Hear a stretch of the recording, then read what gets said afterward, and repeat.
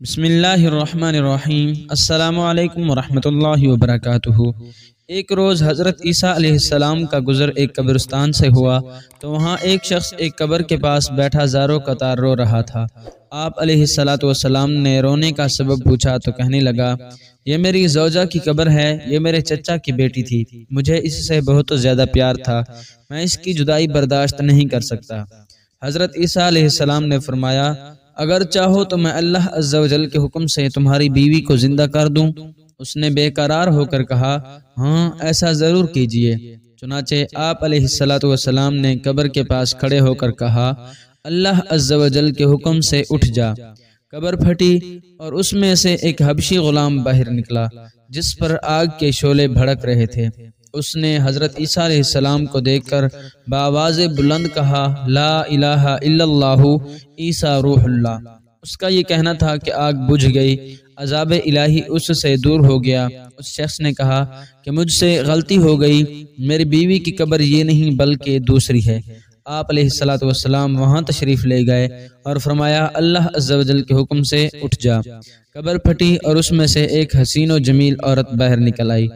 اس شخص نے دیکھتے ہی اس کا ہاتھ پکڑ لیا اور کہا، اے روح اللہ، یہی میری بیوی ہے۔ حضرت عیسیٰ علیہ السلام ان دونوں کو وہیں چھوڑ کر آگے تشریف لے گئے۔ وہ اپنی بیوی سے مل کر بہت خوش تھا۔ کچھ دیر بعد اس پر نیند کا غلبہ ہوا تو وہیں سو گیا۔ اس کی بیوی اس کے قریب ہی بیٹھی رہی۔ اتنے میں وہاں سے ایک شہزادے کا گزر ہوا۔ شہزادے نے اس عورت کو دیکھا تو اسے پسند آ گئی۔ عورت کو بھی شہزادہ پسند آ گیا اور وہ اپنے شوہر کو سوتا چھوڑ کر شہزادے کے ساتھ چلی گئی۔ جب اس مرد کی آنکھ کھلی تو اپنی بیوی کو نہ پا کر بہت پریشان ہوا۔ ڈھونڈتے ڈھونڈتے شہزادے کے محل تک پہنچ گیا۔ وہاں اسے اپنی بیوی نظر آئی تو کہا، یہ میری بیوی ہے۔ شہزادے نے کہا، تم جھوٹ بولتے ہو، یہ تو میری لونڈی ہے، یقین نہیں آتا تو اسی سے پوچھ لو۔